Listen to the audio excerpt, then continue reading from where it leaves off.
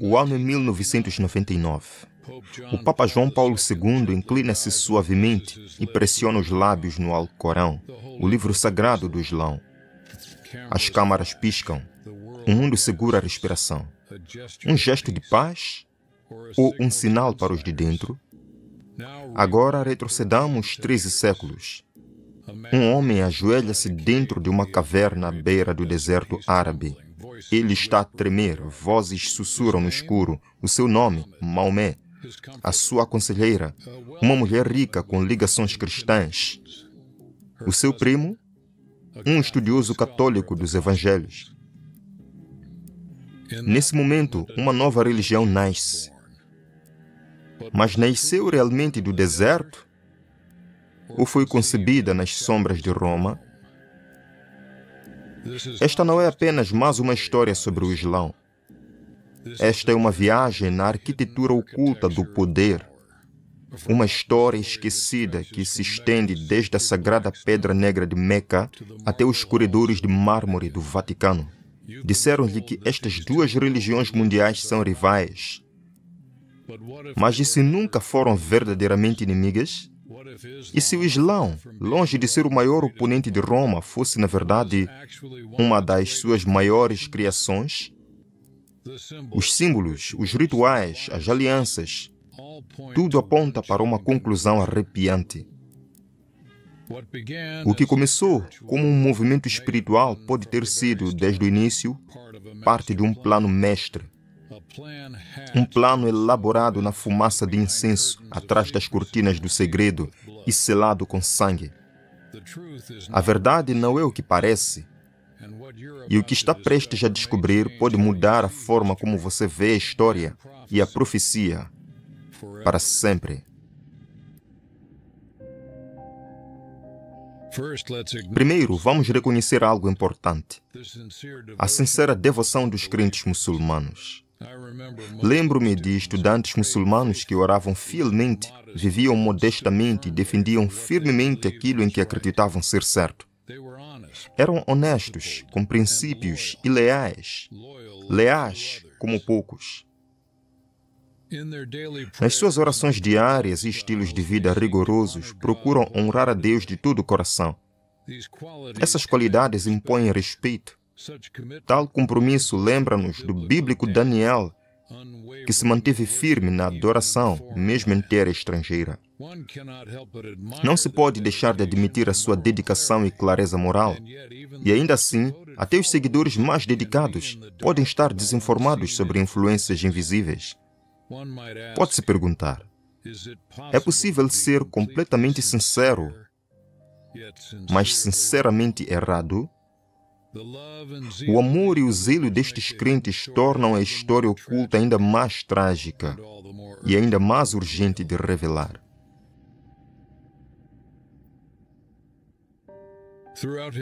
Ao longo da história, as religiões frequentemente tiveram dois lados. Um para as massas e um lado secreto conhecido apenas por poucos. Os cavaleiros templários medievais, por exemplo, pareciam como monges católicos devotos, mas internamente muitos se entregavam a rituais ocultos de luciferianismo. Eles apresentavam um rosto ao mundo e outro ao seu círculo íntimo. Poderia algo semelhante estar a acontecer dentro do Islão? Poderia haver um círculo íntimo a guiar o Islão nos bastidores, assim como havia no catolicismo medieval? Parece o enredo de um romance, mas pense nisso. Tanto o catolicismo quanto o Islã têm ordens elitistas misteriosas e segredos históricos. A própria Bíblia ensina uma força oculta por trás dos reinos terrenais. Um poder bestial centrado em Roma. A profecia identifica Roma como assento de uma grande ilusão e controle nos últimos dias. O Islão, à superfície, não surgiu de Roma de todo. Ou surgiu? E se uma mão romana tem guiado o curso do Islão a partir das sombras, desde o início? O cenário está montado. Vamos voltar às páginas do tempo e ver como esta saga começou.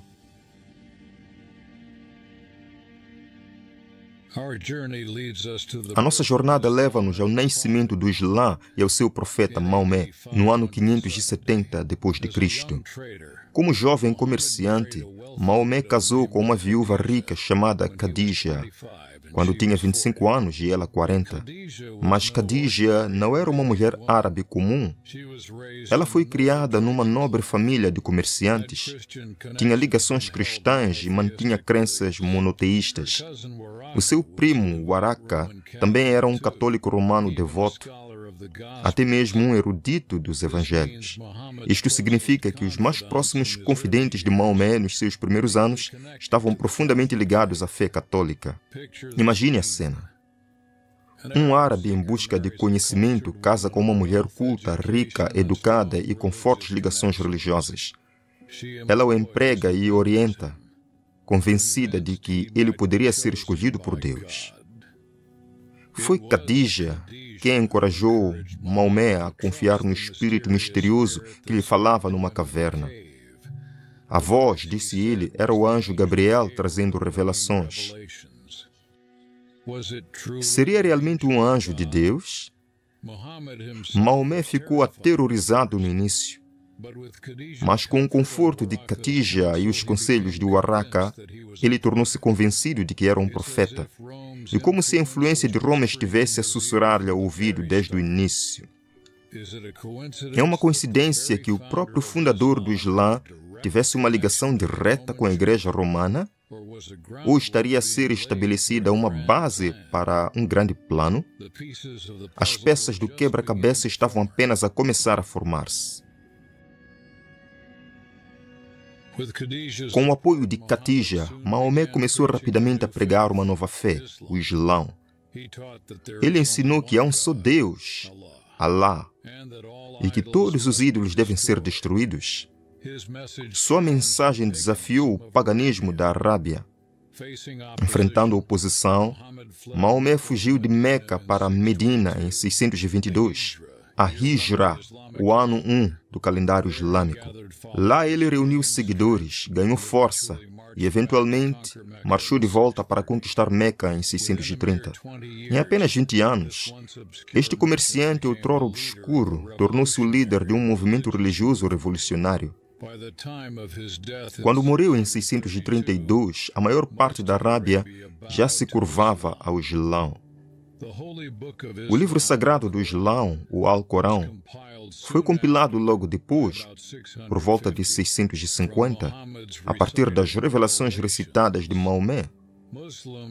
Os muçulmanos acreditam que o Alcorão foi ditado palavra por Deus, diretamente do céu. Tal afirmação torna as novas escrituras inquestionáveis e imutáveis. Mas é preciso se perguntar se as influências católicas que estavam presentes na casa de Maomé poderiam ter ajudado a moldar aquelas primeiras revelações. A história registra que Maomé tinha escribas para transcrever as suas visões e um deles poderia ter sido Waraka ou alguém sob orientação católica. É um pensamento inquietante. No meio de um zelo genuíno, poderiam elementos de outra agenda ter infiltrado as fundações do Islã? À medida que o Islã estendia as suas asas sobre as areias do deserto, estava a ser preparado o cenário para uma conexão ainda mais profunda com o legado de Roma. Olhe de perto para o símbolo do Islã, uma lua crescente a abraçar uma única estrela. Você vê isso em mesquitas e bandeiras, desde a Turquia até o Paquistão. Mas este símbolo não tem origem com Maomé. As suas raízes remontam a antigos cultos pagãos. Há muito tempo, na Arábia, antes do Islã, o deus Lua e a deusa Sol eram adorados juntos como amantes divinos. O deus Lua, conhecido como Allah entre certas tribos, tinha 3 filhas, Alat, Alusa e Manat, veneradas como deuses. Até mesmo descobertas arqueológicas e antigas enciclopédias confirmam que Allah era um nome pré-islâmico usado para um deus pagão correspondente ao deus babilônico Baal. Em outras palavras, o próprio nome Allah não era novo. Foi emprestado de um passado pagão. O símbolo da lua crescente e da estrela é encontrado em antigas gravuras de Baal e Ishtar, ou em representações egípcias de Ísis e Horus. A lua crescente, representando o ventre da deusa da lua, e a estrela ou o sol, representando o prole do deus Sol. Juntos, eles significavam um nascimento divino, as potências cósmicas masculinas e femininas unindo-se. Quão notável é que uma fé que clama por devoção pura a um único Deus tenha trazido consigo o próprio ícone de um culto à fertilidade ancestral. Isso levanta uma questão preocupante. Estes símbolos foram adotados acidentalmente ou eram um sinal de algo que se escondia por trás da nova camada monoteísta do Islã? A antiga religião mística de Babilônia parece ecoar na bandeira do Islão. Mas o Islão não estava sozinho a usar este emblema. Surpreendentemente, a Igreja Católica Romana também utiliza o mesmo emblema pagão do crescente da estrela, embora esteja escondido à vista de todos. No culto católico, durante a missa, o sacerdote eleva uma hóstia redonda de pão simbolizando o sol e colocando-a num suporte em forma de crescente chamado de monstrância. Esta exibição sagrada, um disco solar numa embarcação lunar, é diretamente derivada da antiga adoração a Baal. Em algumas monstrâncias, vê-se até uma estrela dentro do crescente, tal como o símbolo islâmico. Na arte católica, Maria, a mãe de Jesus, é frequentemente representada a pé na lua crescente, coroada com estrelas. Mesmo na fachada das igrejas católicas, pode-se encontrar a forma de meia-lua emparelhada com uma estrela ou um esplendor solar. É o mesmo símbolo oculto, a união do divino masculino e feminino, Baal e Ashtaroth, num novo disfarce. A maioria dos adoradores não tem ideia desses significados. Eles simplesmente veem um belo ritual ou imagem de Maria.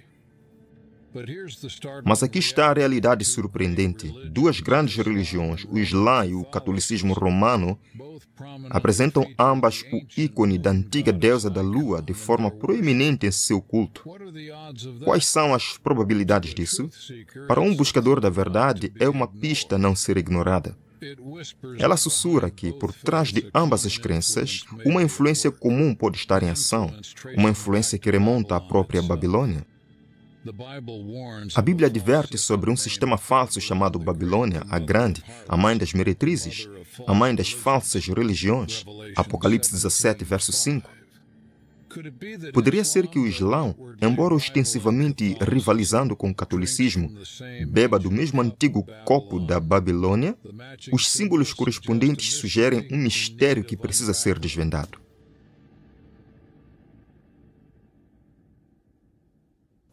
Se o catolicismo e o islamismo compartilham símbolos secretos, poderemos encontrar sinais islâmicos em ambientes católicos?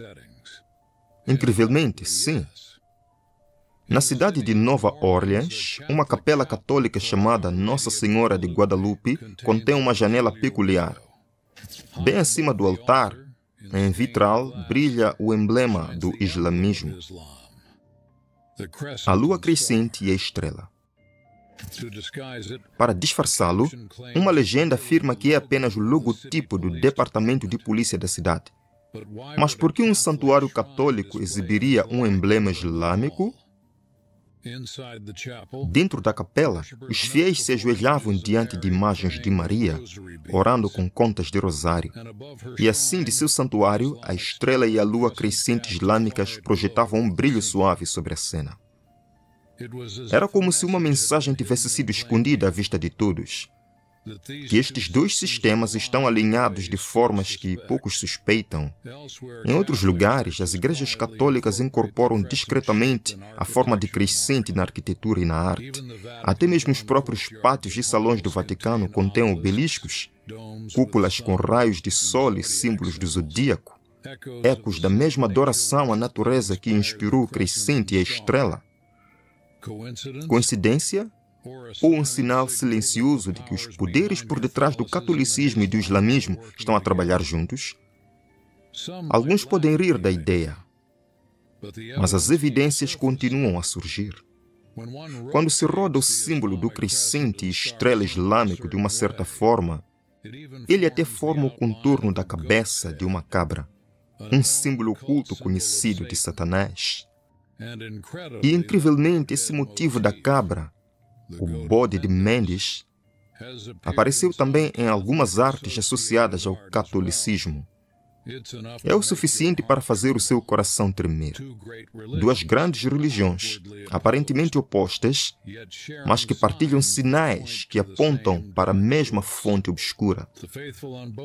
Os fiéis de ambos os lados permanecem em grande parte inconscientes, enquanto uma grande ilusão se desenrola acima deles. Para entender esta estranha aliança, devemos voltar antes do Islão, de volta aos primeiros séculos depois de Cristo. À medida que o cristianismo se espalhava na sua forma pura pelo Médio Oriente, Norte de África e Ásia, as forças do paganismo não desapareceram simplesmente. O conhecimento oculto da Babilônia e do Egito encontrou refúgio em novos lugares. A história diz-nos que a cidade de Alexandria, no Egito, se tornou um centro de saber secreto. Lá, estudiosos como Orígenes e bispos gnósticos brincavam com a ideia de misturar conceitos cristãos com filosofia pagã. Ao mesmo tempo, em Roma, alguns dentro da igreja mantinham-se apegados aos antigos deuses romanos nos bastidores, mesmo enquanto exteriormente cristianizavam o império. Naqueles primeiros séculos, Roma e Alexandria eram como reservatórios gêmeos a conter a religião mistérica da antiga Babilônia, mantendo suas brasas vivas. Quando o Império Romano supostamente se converteu ao cristianismo, muitas crenças pagãs simplesmente vestiram-se com trajes cristãos. O povo comum foi ensinado uma forma de cristianismo, mas os iniciados, os insiders, cultivaram tradições ocultas em silêncio. Quando o Islão surgiu no século VII, o misticismo babilônico estava firmemente enraizado no seio de Roma. A profecia da Bíblia, em 2 Tessalonicenses 2, verso 7, avisava que o mistério da iniquidade, que é um poder secreto de ilegalidade, já estava a trabalhar, mesmo nos dias de Paulo, preparando-se para uma grande apostasia. Aquela mão oculta de Satanás trabalhou através da Igreja de Roma à medida que ganhava poder político. Assim, quando o Islão surgiu, estava séculos atrás da Igreja Romana em idade. Essencialmente, um irmão mais novo no reino espiritual. Como uma mãe mais velha, Roma já detinha os segredos da escuridão da Babilônia. A questão é, o que ela fez com eles? A Igreja de Roma passou algum do seu conhecimento obscuro ao Islão? Ajudou a moldar esta nova fé como mais um braço da sua influência? A trilha de pistas sugere que sim. Assim como uma mãe poderia enviar a sua filha em uma missão, a Igreja Romana pode ter colocado o Islão num curso para servir um plano maior. Vamos explorar qual poderia ter sido esse plano.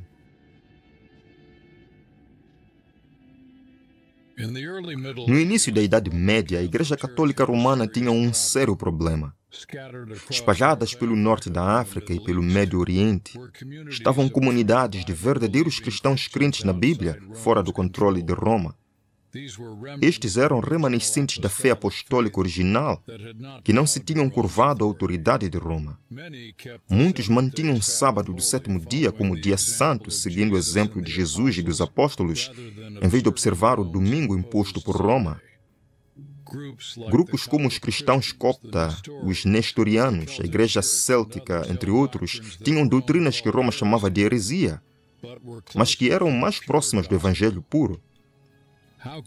Como poderia Roma estender o seu controle sobre estes vibrantes cristãos independentes? A perseguição aberta por parte de Roma era difícil em terras que não dominava. Mas e se outra força pudesse fazer o trabalho? É especulado, e não sem razão, que os poderosos católicos conceberam um plano diabólico. Usar o Islão como uma arma para eliminar os verdadeiros crentes. Pense nisso. Uma nova religião fervorosa, acreditando que está a lutar contra os infiéis, poderia varrer essas religiões e submetê-las pela força. A ideia não é descabida. Na verdade, um ex-padre jesuíta chamado Alberto Rivera, mais tarde afirmou que, antes do Islão surgir, agentes católicos já estavam a trabalhar para preparar o caminho. Ele disse que o Vaticano ajudou a iniciar o Islã propositadamente para criar um exército de árabes que capturaria Jerusalém para a igreja e destruiria os crentes na Bíblia que se opusessem às doutrinas romanas. Embora tais alegações sejam difíceis de provar de forma definitiva, pense no resultado. Exatamente como se estivesse a cumprir uma missão, o Islão explodiu na Arábia no século VII e devastou os velhos bastiões do verdadeiro cristianismo. Nessas primeiras conquistas islâmicas, incontáveis cristãos que guardavam o sábado e liam a Bíblia no Egito, Síria, Pérsia e além, foram mortos, ou obrigados a esconder-se, ou forçados a submeter-se ao Islão ou a fugir. Igrejas que existiram durante séculos foram eliminadas quase de noite para o dia. Coincidência? Ou a mão invisível de Roma a usar uma nova espada para destruir os seus inimigos? Apocalipse 17:5 chama Roma de mãe das abominações. Poderia uma dessas abominações ser uma força habilidosamente guiada que aparenta não ter relação com Roma, mas que faz a sua vontade? Só Deus conhece todos os detalhes. Mas os frutos da história falam por si.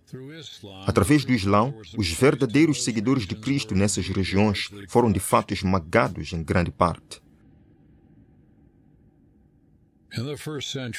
No primeiro século após Maomé, o Islão espalhou-se como um incêndio.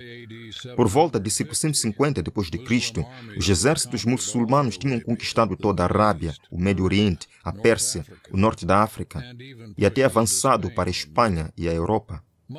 Grande parte do que tinha sido o mundo cristão dos primeiros séculos estava agora sob a bandeira da lua crescente. No norte da África, as vibrantes igrejas fundadas nos tempos apostólicos foram obliteradas. Na Espanha, o reino visigodo, que tinha uma forma de cristianismo independente de Roma, foi invadido. Os visigodos e os vândalos, antes deles, mantinham uma fé mais simples, mais alinhada com as Escrituras e até a observância do sábado. Agora foram varridos pela espada do Islão. O tempo é notável. Essas tribos tinham sido um espinho no lado de Roma. Os vândalos eram literalmente arianos que se opunham a certas doutrinas católicas e o Islão convenientemente os removeu da cena. Os guerreiros muçulmanos acreditavam que estavam a lutar por Deus, espalhando a única verdadeira religião. Mal sabiam eles que também poderiam estar a servir os interesses políticos de Roma. Sob a bandeira do Jihad, conseguiram o que os cruzados papais só podiam sonhar: a erradicação de grupos cristãos dissidentes através de vastos territórios. Foi este o plano de Roma desde o início? Quando pondero sobre a história, consigo quase ver um marionetista invisível a puxar os cordéis de guerra, usando um grupo para punir outro.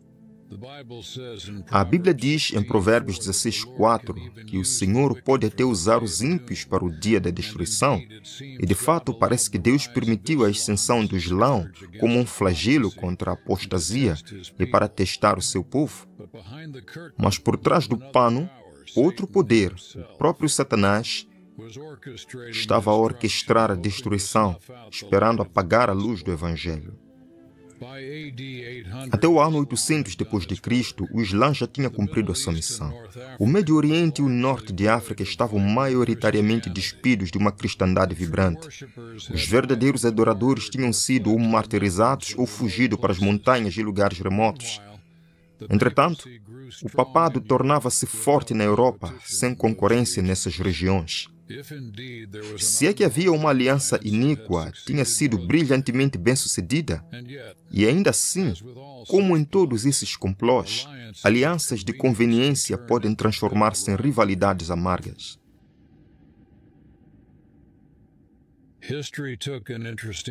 A história tomou um rumo interessante.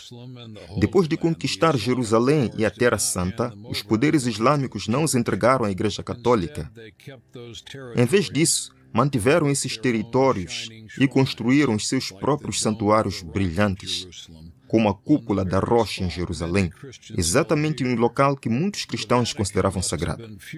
O Vaticano deve ter ficado furioso. Jerusalém deveria ser deles. Assim começou a Era das Cruzadas. Desde o final do século XI, onda após onda de cavaleiros europeus marcharam sob a cruz para recuperar a Terra Santa dos infiéis. Que hecatombe e tragédia se seguiram. Durante quase 2 séculos, cruzadas e jihadistas se mataram uns aos outros em nome do mesmo Deus.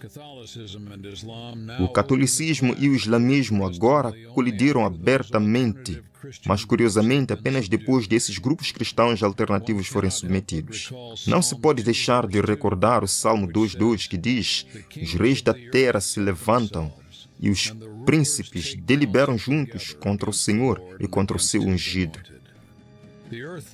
Os poderes terrenos se enfureciam uns contra os outros, mas por detrás disso, a verdadeira guerra era contra a verdade de Deus.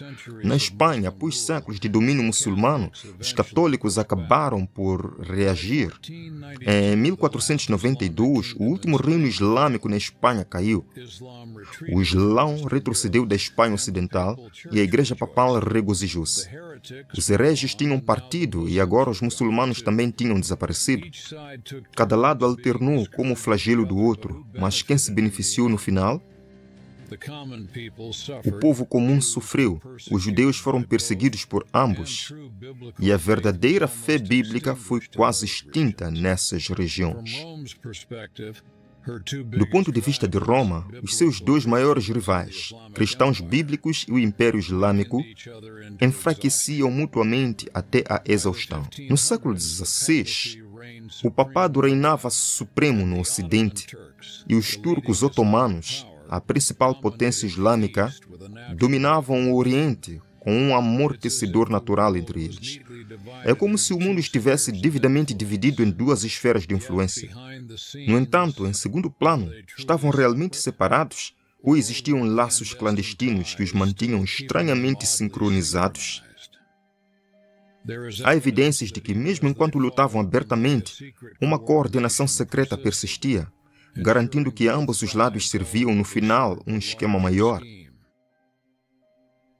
Para descobrir isso, devemos olhar para os reinos sombrios de sociedades secretas e ordens que transcenderam rótulos religiosos.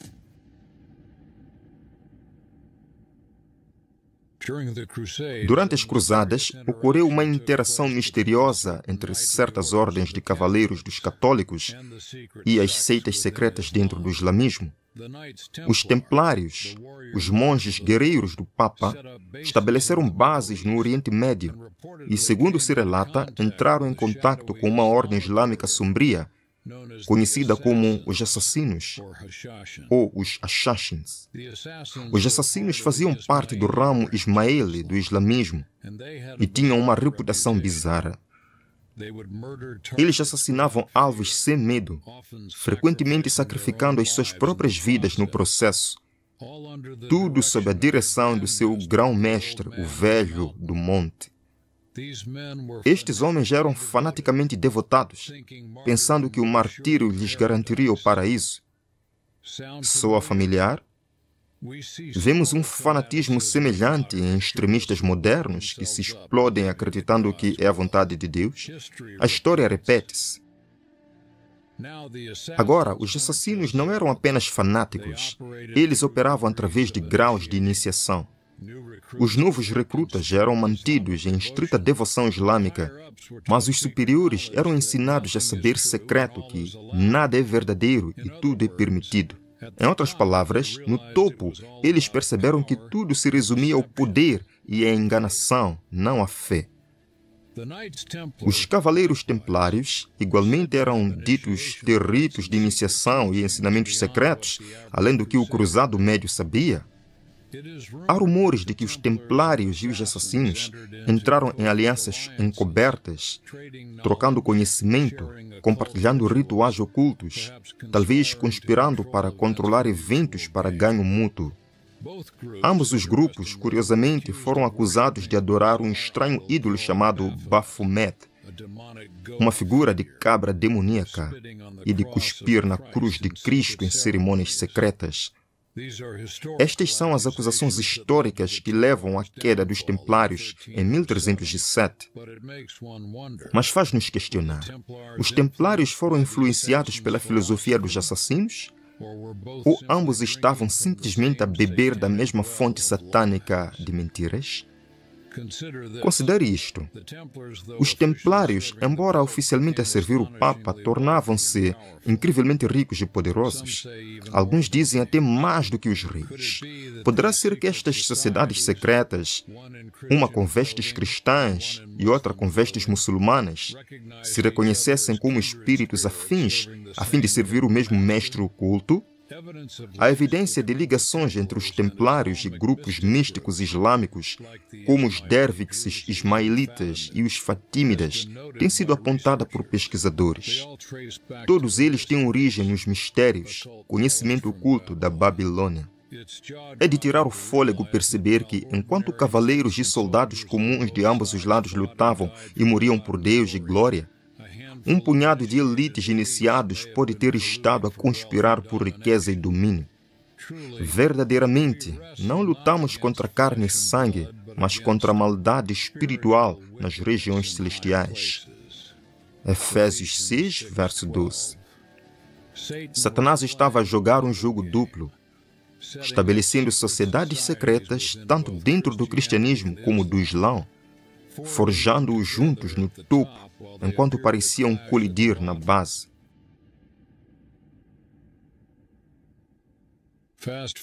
Avancemos para o século XVI.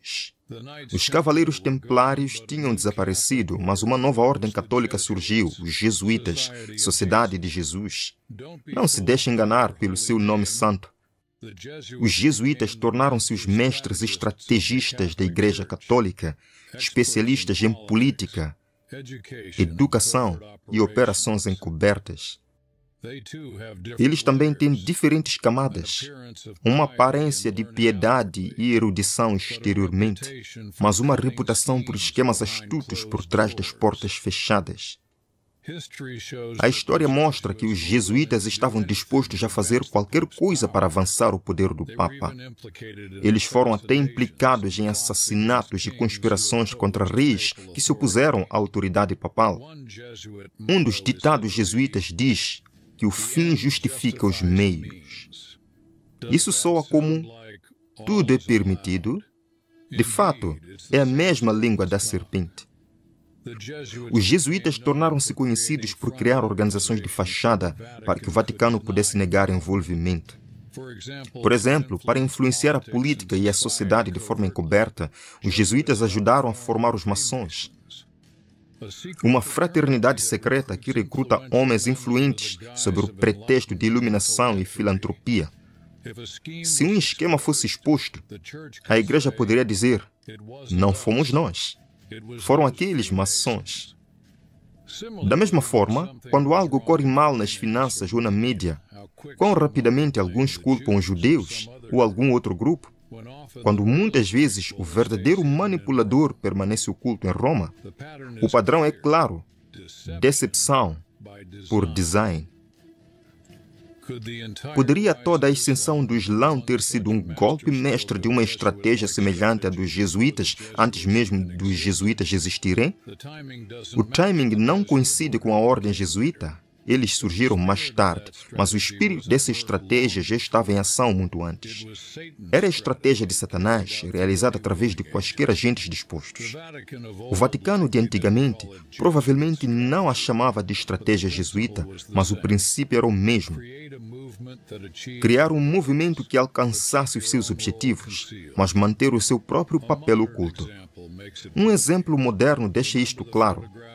Lembra-se da fotografia de João Paulo II a beijar o Alcorão em 1999? Esse único ato falou volumes. Aqui estava o líder católico a mostrar respeito, até mesmo reverência, pelo livro sagrado islâmico. À superfície, um gesto de boa vontade interreligiosa, mas simbolicamente insinua: não somos assim tão diferentes. Aceitamos vocês. Na verdade, o catolicismo tem, desde o início, controlado e guiado o Islã. Ora à vista de todos, ora nas sombras. Os dedos de Roma têm estado sobre os ombros do Islã, dirigindo-o quando útil, restringindo-o quando necessário. O objetivo final? Provocar uma síntese, a fusão de religiões sob a liderança de Roma no fim dos tempos. É um plano diabólico e, claro, usar o engano, a adulação e alianças secretas para fazer o mundo pensar que todas as religiões são basicamente as mesmas, para que possam unir-se em uma. Mas como cristãos, sabemos que há um nome acima de todos os outros, o nome de Jesus, pelo qual devemos ser salvos. Atos 4, verso 12. Qualquer plano que deixe isso de lado ou esconda por trás de um manto de pontos em comum é uma mentira do abismo. A agenda jesuíta, e de forma mais ampla a agenda de Satanás, é substituir Jesus Cristo por um falso sistema de salvação que apela a todos. O que poderia ser mais atraente do que uma religião mundial que não ofende ninguém, exceto aqueles incomodativos verdadeiros crentes que insistem que Jesus é o único caminho? Estamos agora a ver esse impulso por uma religião universal de paz, mas sobre ela reinará um mestre de marionetes, em última análise o diabo, trabalhando através de seus agentes na terra.